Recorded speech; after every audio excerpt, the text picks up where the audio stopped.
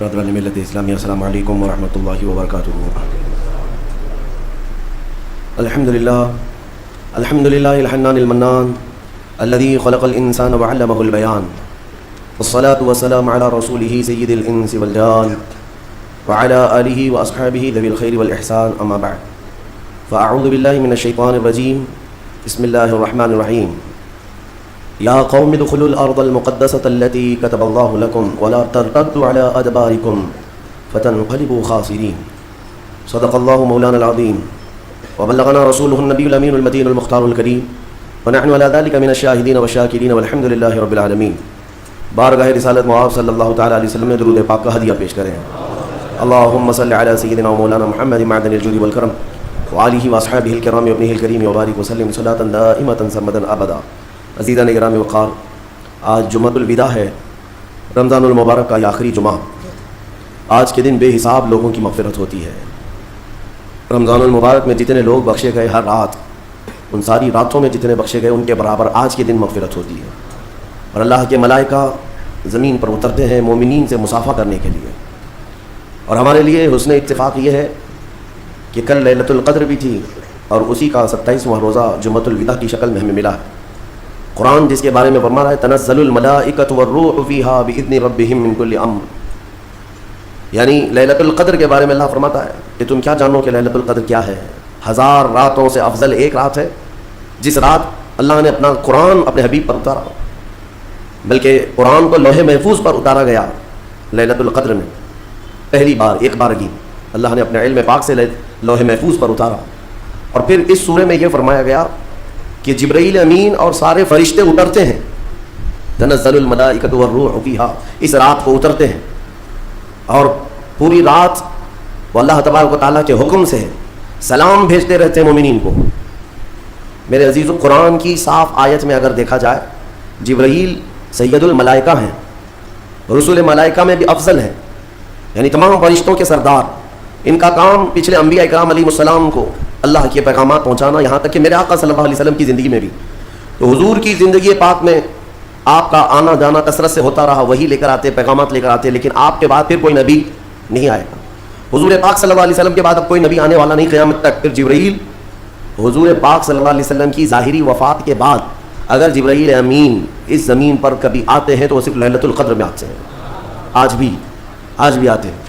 میرے عزیزوں، یہ معاملہ فجر کے طلوع ہونے تک چلتا ہے، حتی مطلع الفجر، اور آج کا یہ جمعہ ہمارے لیے بہت اہمیت کا حامل ہے کہ ہماری بخشش کا اللہ تبارک و تعالیٰ کی بارگاہ میں ایک سنہرا موقع ملا ہوا ہے۔ ہم سب کو آج جمعہ کے غروب سے پہلے توبہ کرنی چاہیے اور گڑ گڑا کر اپنی مغفرت کا سوال کرنا چاہیے، لیکن ساتھ ہی میرے عزیزوں، حالات کے تناظر میں اس آخری جمعہ کو عالمی طور پر یوم بیت المقدس کے نام سے منایا جاتا ہے۔ ہر سال رمضان کا جو آخری جمعہ ہوتا ہے وہ یوم قدس ہوتا ہے، یوم القدس، بیت المقدس کی بازیابی کی یاد میں، اور اس کی عیسائی میں آج کا دن پوری دنیا کے مومنین مناتے ہیں۔ فادرز ڈے ہے، مدرس ڈے ہے، یعنی چلڈرنس ڈے ہے، پتہ نہیں کون سے ڈے ہے، لیکن بیت المقدس کا جو دن ہے وہ رمضان المبارک کے آخری جمعہ کو۔ میرے عزیزوں، آج مجھے بیت المقدس کے سلسلے میں آپ کو کچھ بیداری لانے کی ضرورت ہے۔ آپ یہ اگر سمجھتے ہو کہ ان سے ہمارا کیا تعلق ہے، وہ فلسطین کی بستی میں ہے، ہم یہاں ہندوستان میں ہیں، پوری دنیا کے مسلمانوں کا تعلق بیت المقدس سے ہے حدیث رسول کے مطابق، اور آپ کو وہاں کے حالات یوں سمجھ لیں کہ ایسی ہے کہ وہاں بخار چڑھے گا تو پوری کائنات کے مومنین میں بخار آنا ہے، وہاں کے حالات جو بھی تبدیل ہوں گے اس کا اثر پوری دنیا کے مومنین پر ہونا ہے۔ ہمارا رشتہ وہاں سے مضبوطی کے ساتھ جڑا ہے، وہ انبیاء کی سرزمین ہے۔ حضور پاک صلی اللہ تعالیٰ علیہ وسلم کی کئی حدیثیں فلسطین اور بیت المقدس کو لے کر کے جو قیامت کے قریب ہونے والی ہیں وہ بشارتیں بھی ہیں۔ میں تھوڑی سی تاریخ آپ کے سامنے رکھوں میرے عزیزوں۔ آج وہ بیت المقدس جو مومنین کا قبلہ اول رہا، 17 مہینے تک میرے آقا صلی اللہ علیہ وسلم خود بیت المقدس کی طرف منہ کر کے نماز پڑھتے رہے، پھر مدینہ طیبہ میں بیت المقدس کی بجائے قبلہ تحویل ہو گیا خانہ کعبہ کی طرف۔ اس بیت المقدس میں روایات کے مطابق 30,000 کے قریب انبیاء کرام علیہ السلام آرام فرما ہے، 30,000 کے قریب انبیاء کرام وہاں پر دفن ہیں۔ اور قرآن جس کے بارے میں کہتا ہے الذی بارکنا حولہ، سبحان الذی اسری بعبدہ لیلا من المسجد الحرام الی المسجد الاقصی الذی بارکنا حولہ، پاک ہے وہ ذات جس نے اپنے بندے خاص کو، اپنے نبی کو سفر کرایا معراج کا، مسجد حرم سے مسجد اقصیٰ تک، مسجد اقصیٰ کا ذکر آیا ہے 15ویں پارے کے شروع میں، اور مسجد اقصیٰ تک سفر کرایا. کون سی مسجد؟ اللہ فرماتا الذی بارکنا حولہ، جس کے ارد گرد ہم نے برکتیں رکھی ہیں، جس کے ارد گرد برکتیں رکھی ہیں. آپ یہ سوچ رہے ہیں کہ بیت المقدس کو جاننا کیوں ضروری ہے؟ یہی سوال حضور پاک صلی اللہ تعالیٰ علیہ وسلم کی زوجہ مطہرہ، ہم مومنوں کی ماں سیدہ میمونہ رضی اللہ تعالیٰ عنہا نے عرض کیا تھا افتنا یا نبی اللہ عن بیت المقدس، یا رسول اللہ صلی اللہ تعالیٰ علیہ وسلم فی بیت المقدس، بیت المقدس کے بارے میں آپ ہمیں کچھ ارشاد فرمائیں، وہ کیا ہے، ہمارے لیے کتنی اہمیت کا حامل ہے بیت المقدس. نبی پاک صلی اللہ تعالیٰ علیہ وسلم نے فرمایا انہ ارض المحشر والمنشر، وہ زمین تمام لوگوں کے حشر کی جگہ ہے، محشر قائم ہونے کی جگہ فرمایا میرے آقا نے. سب کے جمع ہونے کا سب سے آخری جس زمین پر سارے لوگ جمع کیے جائیں گے وہ بیت المقدس کی زمین ہوگی. حضرت میمونہ نے پوچھا یا رسول اللہ صلی اللہ علیہ وسلم اس کے متعلق کوئی فضیلت؟ فرماتے ہیں میرے آقا صلی اللہ علیہ وسلم من احل بحجۃ او بعمرۃ من المسجد الاقصى الى المسجد الحرم غفر اللہ له ما تقدم من ذنبه او وجبت له الجنہ او كما قال رسول اللہ صلی اللہ علیہ وسلم. میرے آقا فرماتے ہیں جس نے مسجد اقصیٰ بیت المقدس سے عمرے کا یا حج کا احرام باندھا اور مسجد اقصیٰ سے مسجد حرم تک آیا، عمرہ کیا یا حج کیا، جو کچھ بھی پچھلے زندگی میں کیا تھا اللہ سب معاف فرمائے گا. اور روایت میں یہ بھی وجبت لہ الجنہ، اس کے لیے جنت واجب ہو جائے گی. اس سفر کے بارے میں اب سنو، سب کی استطاعت تو نہیں ہے. حضرت بی بی میمونہ نے یہی سوال کیا کہ جس کی طاقت نہ ہو میرے آقا وہ کیا کرے، بیت المقدس نہیں جا سکتا. سنو، اگر اس کی اہمیت سارے مسلمانوں کے لیے نہ ہوتی تو میرے آقا صلی اللہ علیہ وسلم یہ نہیں فرماتے وَمَن لَّمْ يَسْتَطِعْ فَلْيَهْدِ زَيْتَهُ. حضور صلی اللہ علیہ وسلم فرماتے اگر کسی کی طاقت نہیں ہے تو وہ تیل، تھوڑا تیل تو اس کے پاس ہو سکتا ہے، وہ تیل ہدیہ کر کے بیت المقدس بھیجے تاکہ بیت المقدس میں تمہارے بھیجے ہوئے تیل سے اگر چراغ بھی جلایا گیا یہ ثواب اس کو بھی ملے گا، عمرے کا ثواب ملے گا. یہ حدیث پاک میں ہے کہ اگر تمہارے یہاں سے ہدیہ کیے ہوئے بھیجے ہوئے تیل کو بیت المقدس میں کسی نے چراغ میں روشن کیا تو فرمایا گیا اس کے برابر اسے بھی ثواب ملے گا. یہ یوں ہی نہیں میں عرض کر رہا ہوں میرے عزیزو، اس کی اہمیت کا اندازہ آپ کو ہونا چاہیے. اور قیامت قریب کیسے آئے گی اس کے متعلق بھی حالات یہی میرے آقا نے فرمایا عمران بیت المقدس خراب یثرب وخراب یثرب وخراب یثرب فتح قسطنطینیہ وفتح قسطنطینیہ ظہور الملحمہ وظہور الملحمہ خروج الدجال او کما قال النبی صلی اللہ علیہ وسلم. جیسے سیدنا معاذ بن جبل رضی اللہ تعالیٰ عنہ سے روایت حدیث ہے میرے آقا فرماتے ہیں بیت المقدس آباد کر دیا جائے گا اور مدینہ ویران کر دیا جائے گا. مدینہ کی ویرانی بیت المقدس کی آبادی ہوگی. بیت المقدس کے ارد گرد بڑی بڑی عمارتیں بن جائیں گی، آبادیاں بڑھ جائیں گی. اور مدینہ کی ویرانی وہ کس طرح کی ویرانی وہ اللہ کے حبیب صلی اللہ تعالیٰ علیہ وسلم ہی بہتر جانتے ہیں. مدینہ زادہ اللہ شرفا و تعظیما، وہ ہمارے دلوں کی دھڑکن ہے، وہ ہماری آنکھوں کا سرور ہے. اور پھر آگے میرے آقا فرماتے ہیں پھر مدینہ کی ویرانی قسطنطنیہ کی فتح کا سبب ہو جائے گی. قسطنطنیہ استنبول کو کہتے ہیں جو ترکی کا شہر ہے. حضور پاک صلی اللہ علیہ وسلم نے فرمایا مومنین اس کو فتح کر لیں گے. اور قسطنطنیہ کا فتح ہونا نہیں بلکہ اس سے پہلے ملحمۃ الکبریٰ، ایک بہت بڑی جنگ ہوگی دنیا میں، اس سے بڑی جنگ نہ کبھی پہلے ہوئی تھی نہ بعد میں ہوگی. یہ کس کے درمیان؟ مومنین اور کفار و مشرکین کے بیچ. اس جنگ کی جگہ بھی میرے آقا نے بیان فرمائی وہ ملک شام ہوگا، وہ دمشق کے قریب میدان میں جنگ ہوگی. تمہارے خلاف لڑنے والے 80 جھنڈوں کے نیچے آئیں گے اور ہر جھنڈے کے نیچے 12,000 کی فوج ہوگی، یعنی تقریباً 9,60,000 کی فوج صرف مومنین سے لڑنے کے لیے حاضر ہوگی ایک میدان. اس میں جو مومنین مسلمان جتنے جائیں گے وہ کتنی تعداد ہے وہ اللہ بہتر جانے، لیکن میرے آقا نے فرمایا پہلے دن 1/3 حصہ میدان چھوڑ کر بھاگ جائے گا مسلمانوں کا. اور حضور پاک فرماتے ہیں وہ پورے روئے زمین کے سب سے بدترین لوگ ہوں گے، ان کی توبہ کبھی نہیں قبول ہوگی. جو میدان چھوڑ کر بھاگ چکے ہوں گے ان کی توبہ کبھی نہیں قبول ہوگی. دوسرے دن 1/3 جماعت 1/3 جماعت مومنین کی شہید ہو جائے گی، سب قتل ہو جائیں گے. اور حضور فرماتے ہیں وہ روئے زمین کے سب سے اعلیٰ قسم کے شہداء ہوں گے، سب سے افضل شہداء ہوں گے. اور میرے آقا صلی اللہ علیہ وسلم فرماتے ہیں 1/3 حصہ مسلمانوں کا باقی ہوگا، اللہ رب العزت اسی ٹکڑے کو فتح عظیم عطا فرمائے گا، فتح سے ہمکنار ہوں گے. اور اس کے بعد قسطنطنیہ فتح ہوگا. قسطنطنیہ فتح ہوتے ہی دجال ظاہر ہو جائے گا، دجال کا خروج ہوگا پوری دنیا میں. لیکن یہ بڑی جو علامتیں میرے آقا نے بیان فرمائی کہ دجال کا ظاہر ہونا، اس بڑی جنگ کا ہونا، یہ قسطنطنیہ کا فتح ہونا، ان سب کی اسٹارٹنگ کہاں سے ہوگی؟ وہ بیت المقدس سے. اس لیے بیت المقدس کو سمجھنا ہمارے لیے بہت ضروری ہے. آج یہودیوں کے تسلط میں ہے بیت المقدس، اور ظالم اور غاصب یہودیوں کے پنجوں میں ہے بیت المقدس. اور یہ آج کی مارکہ آرائی نہیں ہے، بیت المقدس کے اندر یہ مارکہ آرائی جھڑپیں ایک دوسرے کے ساتھ پچھلے 4000 سال سے چل رہی ہیں، آج کی نہیں ہے. یہ 4000 साल पुरानी तारीख है बैतुल मुक़द्दस की। और बैतुल मुक़द्दस जो आज फ़लस्तीन की सरजमीन पर वाक़ है, जिस शहर में वो वाक़ है उसको यरूशलेम कहते हैं।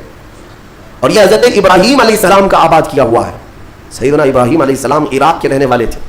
इराक़ के दरियाए फ़ुरात के करीब एक छोटी सी बस्ती थी बाबिल के करीब, वहाँ से हिजरत करके इब्राहीम अलैहिस्सलाम फ़लस्तीन आए और वहाँ उनकी औलाद हुई। इब्राहीम अलैहिस्सलाम पूरी दुनिया में 2 मुक़द्दस सरज़मीनों को आबाद करने वाले नबी हैं। हज़रत इब्राहीम अलैहिस्सलाम से एक बेटे पैदा हुए इसहाक़ अलैहिस्सलाम। इसहाक़ अलैहिस्सलाम को हज़रत इब्राहीम अलैहिस्सलाम ने फ़लस्तीन में आबाद कर दिया। और दूसरे बेटे इब्राहीम अलैहिस्सलाम के सैयदना इस्माईल अलैहिस्सलाम, और हज़रत इस्माईल अलैहिस्सलाम को मक्कतुल मुकर्रमा में आबाद किया। इब्राहीम अलैहिस्सलाम के 2 बेटे 2 मुक़द्दस सरज़मीनों को आबाद करने वाले हैं। एक मक्का को आबाद करते हैं और एक फ़लस्तीन बैतुल मुक़द्दस को आबाद करते हैं।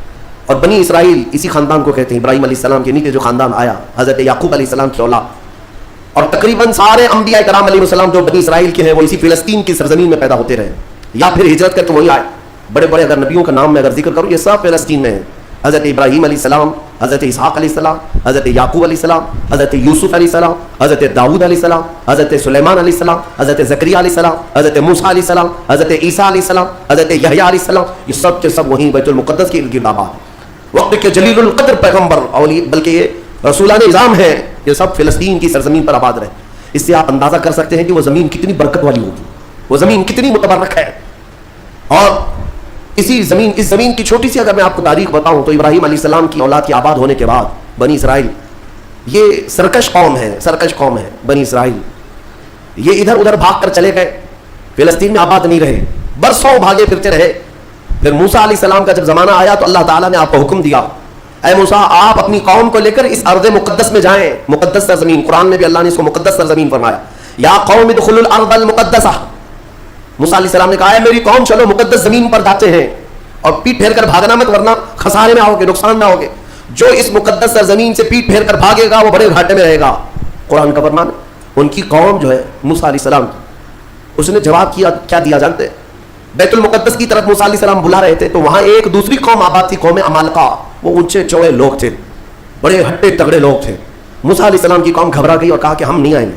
क़ालू इन्ना लन नदख़ुलहा अबदन मा दामू फ़ीहा, जब तक ये कौम उस ज़मीन पर है हम नहीं आएंगे। मूसा अलैहिस्सलाम बुलाने लगे, चलो उनसे लड़ाई करेंगे, अल्लाह ताला फतह अता करेगा। तो उन्होंने कहा इज़हब अन्त व रब्बुका फ़क़ातिला इन्ना हाहुना क़ाइदून। मूसा आप और आपका खुदा जाकर उस कौम से लड़े, हम बैठकर देखेंगे लड़ाई कैसी होती है। उनकी कौम का जवाब यह था। तो मूसा अलैहिस्सलाम ने अल्लाह रब्बुल इज़्ज़त की बारगाह में अपना उज़्र पेश किया तो रब ताला ने फरमाया, अल्लाह ताला ने अब सज़ा के तौर पर इस कौम के ऊपर फरमाता है फ़इन्नहा मुहर्रमतुन अलैहिम 40 सना यतीहून फिल अर्द। अब 40 साल तक इनमें का कोई बंदा इस मुक़द्दस सरज़मीन पर दाखिल नहीं हो सकेगा। अल्लाह ने हुक्म फरमाया 40 साल इन पर ये ज़मीन हराम कर दी गई, वही बनी इसराइल पर अंदर आ नहीं सकोगे उस बैतुल मुक़द्दस पर। और उसके बाद रब ताला ने फरमाया ये भटकते रहेंगे 40 साल, यतीहून फिल अर्द।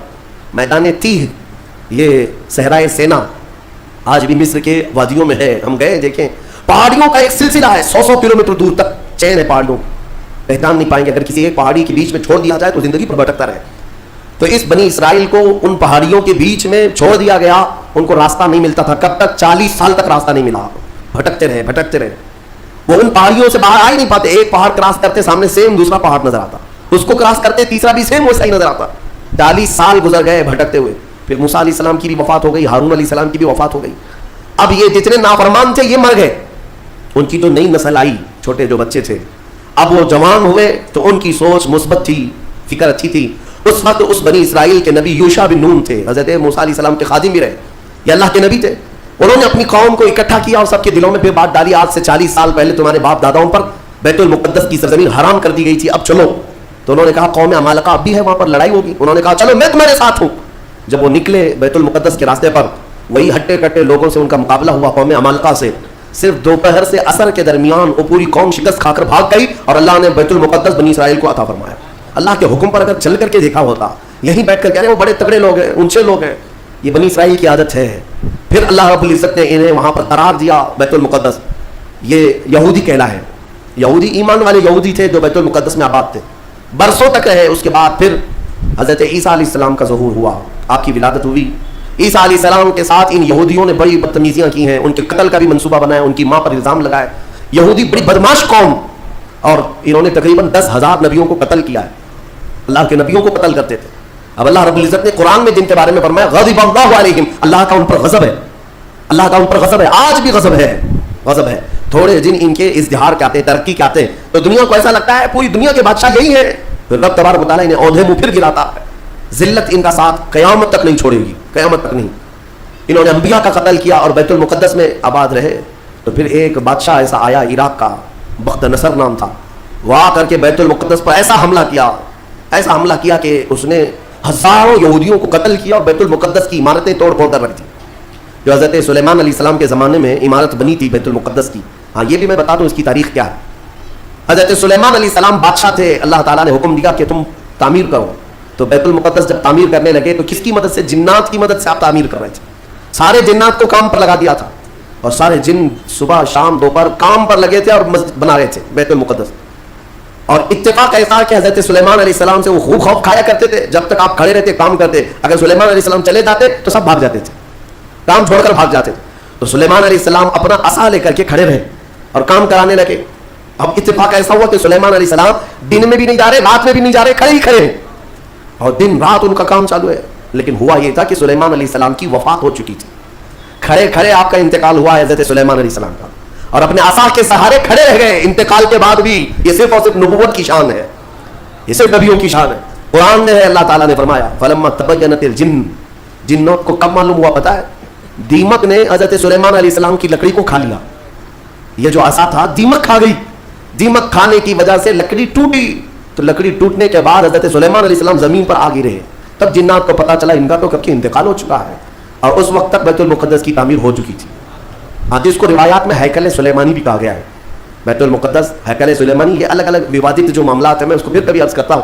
یہ تعمیر مکمل ہوئی اور وہی یہودیوں کے لیے مقدس جگہ، اور بخت نصر نے جس کو توڑا وہی ہیکل سلیمانی تھا، اور اس کے نیچے بہت ساری ان کی مقدس کتابیں جیسے جادو کرتے تھے وہ سب دفن کر دی گئیں۔ سلیمان علیہ السلام کی کرسی وہ بھی دفن کر دی گئی۔ آج بھی یہ یہودی جو کھدائی کر رہے ہیں اسی کرسی کو تلاش کرنے کے لیے، اپنی باقیات وہ جادو کی کتابیں تلاش کرنے کے لیے آج بھی یہ کھدائی کر رہے ہیں بیت المقدس کے ارد گرد۔ اور یہ جو تھرڈ ٹیمپل کہتے ہیں، تیسرا مندر تعمیر ہونا ہے، وہ تھرڈ ٹیمپل کا مطلب یہی ہیکل سلیمانی کو انہیں بنانا ہے، بیت المقدس کو ہدم کر کے، منہدم کر کے۔ یہ جو مسجد اقصیٰ ہے اس کو ختم کر کے انہیں وہاں پر تھرڈ ٹیمپل بنانا ہے، یہ ان کا خواب ہے۔ یہودی وہاں سے قتل ہوئے، عیسائیوں کا قبضہ آیا، عیسائی تقریباً 300 سال تک آباد رہے۔ پھر ایک بادشاہ آیا، ایران کا بادشاہ تھا خسرو، اس نے بدلہ لیا اور اس کے بعد یہودیوں کو پھر سے آباد کیا۔ پھر اس کے بعد ٹائٹس نام کا ایک عیسائی بادشاہ آیا، اس نے پھر دوبارہ بیت المقدس پہ حملہ کیا، اس نے قریب 1 لاکھ کے قریب یہودیوں کو پھر قتل کیا۔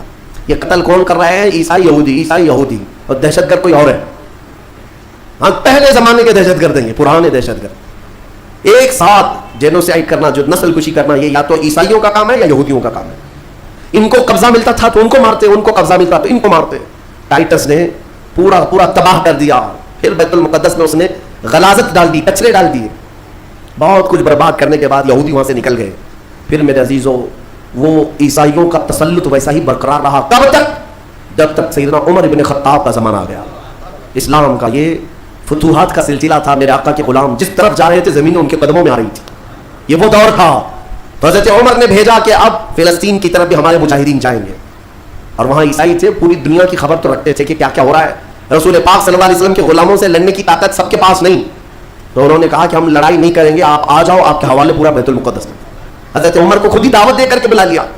اور جانتے ہیں ان عیسائیوں کی خباثت، یہ بڑے نرم دکھتے ہیں۔ اس وقت قبۃ الصخرہ، جس کو آپ ڈوم آف راک کہتے ہیں، یہ یلو کلر کا جو گنبد نظر آتا ہے، یہودی اس کو بڑا مقدس سمجھتے ہیں، بڑا مقدس۔ اس پر عیسائیوں نے پورے لوگوں کی غلاظتیں کچرے ڈال کر کے رکھے تھے۔ اس زمانے میں کوئی دوسرا گنبد تھا وہاں پر، یہ تو پھر اموی خلیفہ کے زمانے میں یلو کلر کا پھر سے بنایا گیا، لیکن اس زمانے میں کچرا ڈال کر کے رکھتے تھے عیسائی یہودیوں کو جلانے کے لیے، یہودیوں کی وہ مقدس جگہ ہے۔ پھر حضرت عمر فاروق رضی اللہ تعالیٰ جب تشریف لائے تو جانتے ہیں کہ شان سے آئے تھے سیدنا عمر فاروق، مدینہ طیبہ سے نکل کر کے اپنے ایک تنہا غلام کے ساتھ بیت المقدس گئے، کوئی فوج لے کر نہیں گئے، اور وہ بھی ایسے کہ غلام کے ساتھ باری لگا لیا ہے، 1 میل میں گھوڑے پر بیٹھوں گا، 1 میل تو گھوڑے پہ بیٹھے گا، سفر میں 1 میل حضرت عمر بیٹھتے تھے گھوڑے پر، غلام رسی پکڑ کر چلتا تھا، 1 میل غلام بیٹھتا تھا، عمر فاروق رسی پکڑ کر چلتے تھے۔ دنیا کا اقتدار میرے آقا کے غلاموں نے یوں نہیں حاصل کیا، انہوں نے خود ہی کو فنا کر دیا تھا میرے آقا کی محبت میں۔ اور اتفاق ایسے کہ فلسطین جب پہنچے تو باری غلام کے بیٹھنے کی تھی، حضرت عمر رسی پکڑ کر کے بیت المقدس میں آ رہے ہیں، تو لوگ جو نئے لوگ تھے، عیسائی تھے، وہ سب झपट पड़े अमीरुल मोमिनीन मुसलमानों के, जिनसे कैसर किसरा भी कांपते हैं, घोड़े पर तशरीफ ला रहे हैं, तो सब उनके इस्तेकबाल के लिए थे। जो गुलाम था हजरत अबू उबैदा बिन जर्राह जो सहाबी थे, उन्होंने तीख करके कहा लोगों घोड़े पर बैठा हुआ अमीरुल मोमिनीन नहीं, रस्सी पकड़ा हुआ अमीरुल मोमिनीन।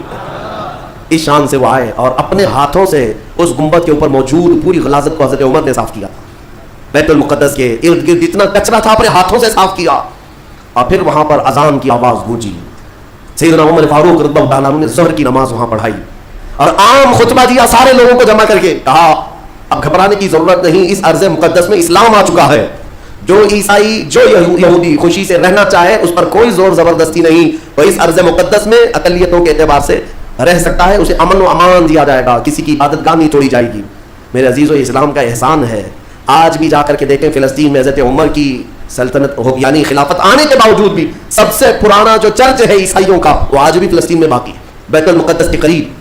हज़रत उमर ने मना किया कि इनकी इबादत का हाथ नहीं लगाया जाएगा, तोड़ा नहीं जाएगा, सबको अमान दिया गया है, सबको अमान दिया गया है। अगर ऐसे ही हमारा तसल्लुत हर जगह हो और हम मंदिरों को तोड़ने वाले होते तो 700 सालों में पता नहीं क्या क्या साफ कर चुके होते। इस्लाम इसकी तालीम दिया नहीं, तुम्हें आज़ादी दी है कि जो तुम्हारे मातहत हैं उन्हें अपनी इबादत करने दे दिया जाए, जिम्मियों को जो अपने दीन में कायम रहना चाहते हैं उन्हें छोड़ दिया जाएगा, उन्हें मारा नहीं जाएगा। हज़रत उमर फारूक रज़ियल्लाहु ताला अन्हु के ज़माने से लेकर बैतुल मुक़द्दस मुकम्मल इस्लाम के दायरे में रहा। ये तकरीबन 200 साल तक चला, तकरीबन 200 साल तक। फिर खुलफा जो आए, फातिमी खुलफा, अब्बासी खुलफा, सल्जूकी खुलफा, जो खलीफे थे आपस में ही लड़ मर रहे थे दौलत के लिए, पैसे के लिए, इलाके के लिए। इनकी आपसी लड़ाइयों की वजह से दोबारा कमजोरी आई मुसलमानों के दरमियान और फिर से सलीबी ताकतें ईसाइयों का फिर से गलबा हो गया, फिर से बैतुल मुक़द्दस को उन्होंने हड़प लिया। फिर 100 साल तक बैतुल मुक़द्दस पर उनका राज चलता रहा, 100 साल तक।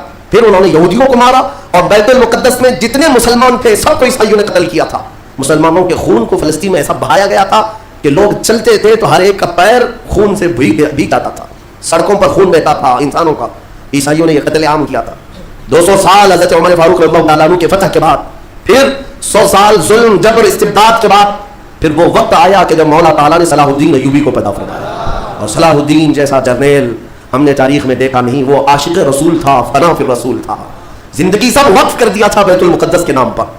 तकरीबन 18 साल तक जंगलों, बेयाबानों, वीरानों में भटकते रहे अपनी फौज को लेकर। कितनों से मुकाबला किया, अपनों से भी गैरों से भी, क्योंकि जमात के गद्दार मुनाफिकीन से आपका बड़ा मुकाबला हुआ है। सबसे ज्यादा तकलीफें हज़रत सलाहुद्दीन अय्यूबी को ये वो टुकड़े टुकड़े जो बादशाह हुआ करते थे और खलीफे बने हुए थे उनसे था, क्योंकि वह अय्याश थे, अपने हरम को दुनिया से आबाद किए हुए थे। सलाहुद्दीन को कत्ल करने के मंसूबे तक बने, 4 बार जानी हमले हुए, फिर भी अल्लाह जिसे बचाना चाहे। सलाहुद्दीन का वो दिन भी आ गया जब 12,000 की फौज लेकर 4 लाख सलीबियों से तन्हा लड़ रहा था। कोई मुकाबला हो सकता है? सोचो जरा तारीख में, यह मैं अपनी लिखी हुई बात नहीं कर रहा हूं, एक अंग्रेज तारीख दान है, उसने खुद किताब में लिखा है कि तारीख का एक अजूबा हमने देखा है कि 4 लाख सलीबी ईसाई एक जगह थे, पूरा रोम यूरोप सब मनाया है, और मुकाबिल में सिर्फ और सिर्फ एक सिपहसालार सलाहुद्दीन 12,000 का फौज लेकर आया। 12,000। वजह यह है मेरे अजीजों, 4 लाख वो लाए होंगे खाने पीने वाले, लूटने खसोटने वाले, लेकिन सलाहुद्दीन के साथ जो 12,000 थे वो जान का हदिया गुंबद खजरा में पेश करने वाले थे। उन आशिकों की जमात थी और अल्लाह ताला ने सलाहुद्दीन अय्यूबी को फतह अता फरमाई, फिर से परचम इस्लाम लहराया। मेरे अजीजों, ये तारीख थी 6ठी सदी हिजरी की, अब ये 15वीं सदी आ गई है। 6ठी सदी हिजरी से लेकर बैतुल मुक़द्दस अजानों से गूंजता रहा, नमाजों से आबाद रहा, मोमिनीन का वहां पर जमे गफीर रहा, लाखों की तादाद में लोगों का आना जाना चलता रहा, बल्कि बड़े बड़े जय्यद उलमा सालिहीन वहां पर आबाद हुए। इमाम गज़ाली रहमतुल्लाह ताला ने कहा कि कितने लोगों को अल्लाह ने विलाया है कि बैतुल मुक़द्दस 800 साल के करीब हो गए सलाहुद्दीन अय्यूबी को वापस लाए हुए, लेकिन पिछले 100 साल से पूरी दुनिया के यहूदियों के अंदर एक ये फिक्र पैदा हुई कि हमारी एक रियासत होनी चाहिए, हमारा एक मुल्क होना चाहिए। ये मारे मारे पूरी दुनिया में फिर रहे थे। हिटलर ने इनको मारा तो अमेरिका में चले गए, अमेरिका में मारे गए तो बरतानिया में गए, बरतानिया से फ्रांस में गए, जगह जगह ये थोड़े थोड़े थोड़े आबाद होते रहे। और उसके बाद फिर इनके अंदर एक तहरीक पैदा हुई 18वीं सदी ईस्वी में कि तुम्हारी अपनी एक रियासत होनी चाहिए। तो इनकी अपनी रियासत, इतना अपना मुल्क चाहिए, कहाँ? वही मुकद्दस जमीन जो तुम्हारे बाप दादाओं की है, क्योंकि यहूदी याकूब अलैहिस्सलाम की औलाद में अपने आप को कहते हैं। तो उस जमीन पर जाने के लिए कोशिश करते रहे, लेकिन फिलिस्तीन उस जमाने में खिलाफत इस्मानिया का हिस्सा थी, जो तुर्की के बादशाह थे। तुर्की के अंदर में फिलिस्तीन आता था, तो वहां पर इनकी मजाल नहीं थी। लेकिन हुआ यह कि 1914 से 1918 के बीच में फर्स्ट वर्ल्ड वार हुई, दुनिया की सबसे बड़ी जंग, पहली जंग अजीम, जिसमें तुर्कियों ने जर्मनी का साथ दिया और हार गए बरतानिया इंग्लैंड के मुकाबले में। تو ہارنے کی وجہ سے ہوا یہ کہ ترکی کی ساری خلافت ختم ہو گئی. خلافت عثمانیہ کے ٹکڑے ٹکڑے ہو گئے. 50 ملکوں پر ان کی اکیلی حکومت تھی, سب ٹکڑے ہو گئے. ترکی کو سب ختم کر دیا گیا, خلافت ختم کر دی گئی. یہ 1920 میں خلافت ختم کر دی گئی. اور پھر برطانیہ انگلینڈ کے تسلط میں, اس کے قبضے میں فلسطین بھی آیا. یہ وہ زمانہ تھا جب ہمارا انڈیا بھی انگلینڈ کے انڈر میں تھا, ہمارا بھارت بھی. برطانیہ ہر ملک فتح کرتے ہوئے اپنے اندر لیتے جا رہے تھے, یہ انگریزوں کی عادت تھی. تو فلسطین بھی ان کے انڈر میں تھا. تو اب ان لوگوں نے یہودیوں کے لیے ایک عام اعلان کیا, ڈکلیریشن آف بالفور کہا جاتا ہے, ایک بالفور اعلامیہ, جس میں اعلان کیا گیا کہ دنیا بھر کے جو بھی یہودی ہیں وہ ہجرت کر کے یہاں آئے, انہیں گھر دیا جائے گا. 1921 سے پھر فلسطین میں ایک چھوٹی سی بستی میں ان کو بسایا گیا. 4000 لوگ پہلے آئے, 4000 لوگ آئے. پھر یہ ہجرت کا سلسلہ چلتا رہا یہاں تک کہ 1947 میں ان کی آبادی 36 لاکھ کے قریب ہو گئی. 30-35 لاکھ سے بڑھ کر کے آگے بڑھ گئے. اور اس کے بعد پھر 1948 میں ان ظالموں نے اقوام متحدہ UN کی مدد سے یہ اعلان کر دیا پوری دنیا میں کہ اب یہ فلسطین نہیں ہے, اس کا آدھا حصہ اسرائیل ہے, یہ ہمارا ملک ہے. بات در حقیقت یہ تھی کہ UN میں اقوام متحدہ میں یہ بل پاس ہوا تھا کہ یہودیوں کو بھی رہنے دیا جائے, مسلمانوں کو بھی. اس فلسطین کے 2 ٹکڑے کیے جائیں گے, ایک مسلمان فلسطین بنائیں گے اور ایک یہودی اسرائیل بنائیں گے. آج بھی یہ اقوام متحدہ UN کا یہ بل آج بھی موجود ہے. اقوام متحدہ سے یہ بل پاس ہوا. یہودی تو مان گئے, لیکن پورے عرب کے مسلمان اس کے خلاف تھے کہ عربوں کے بیچوں بیچ ایک یہودی ریاست کیسے قائم ہو سکتی ہے, یہ ہمارا مقدس معاملہ ہے, مقدس سرزمین سے ہمارا تعلق ہے. احتجاج کرتے رہے لیکن ان یہودیوں نے مال کے ذریعے, عورتوں کے ذریعے سارے عرب ملکوں کے جو بادشاہ تھے ان تک اپنا تسلط جما لیا. کئی ایسے عرب بادشاہ ہیں جن کی بیویاں یہودی ہیں, ان کے گھروں تک یہ پہنچ گیا اور ان کو ایسا نیوٹرل کر دیا کہ اب وہ فلسطین کے بارے میں بات نہ کریں. ہوا یہ کہ اسرائیل تو بن گیا لیکن آج تک فلسطین نہیں بن سکا. فلسطین کا وجود دنیا نہیں دکھاتی, گوگل میں چیک کرو تو نہیں بتاتا فلسطین کوئی جگہ نہیں ہے.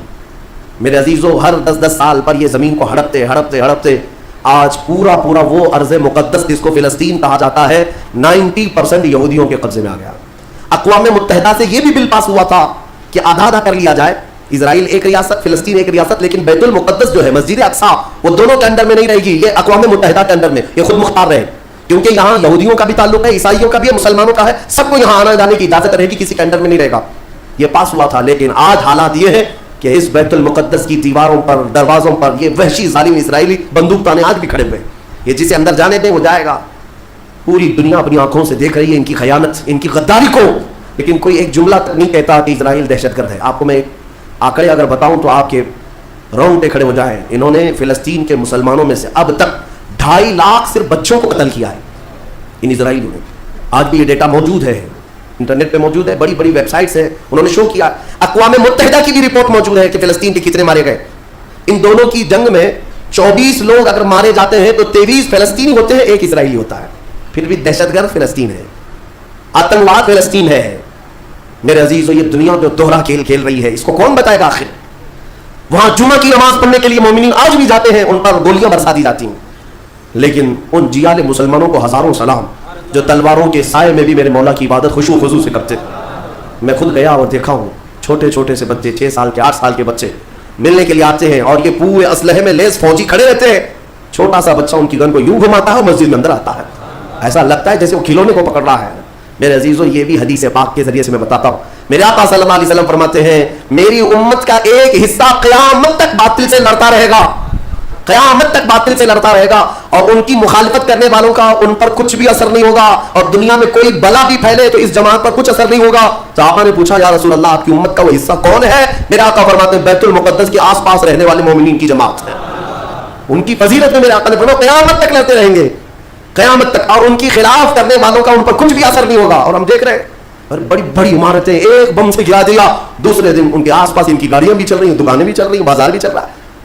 کل رات کو فائرنگ ہوئی, 50 لوگ بیت المقدس سے اٹھا کر کے لاشیں لے گئے. دوسرے دن جا کر کے دیکھے تو عصر کے بعد عورتیں اپنے بچوں کے ساتھ روٹیاں سینڈوچ کھاتی ہوئی بیٹھی ہیں.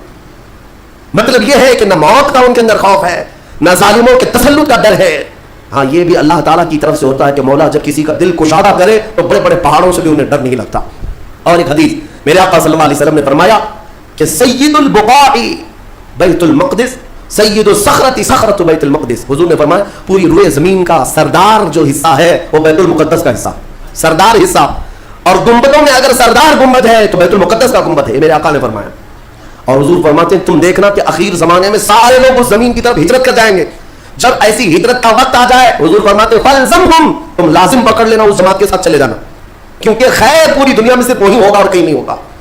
اور آج جو حالات دیکھ رہے ہیں نا، یہودیوں کا تسلط ہے، ان کا قبضہ ہے، میرے عزیزوں چند دنوں کی بات ہے، میں قرآن سے اور حدیث سے وقت ہوتا تو میں آج، چونکہ یہ جمعۃ الوداع ہے اور یوم قدس کے نام سے پوری دنیا آج منا رہی ہے، اس لیے میں نے تمہارے سامنے یہ باتیں رکھی ہیں۔ بیت المقدس کیا ہے؟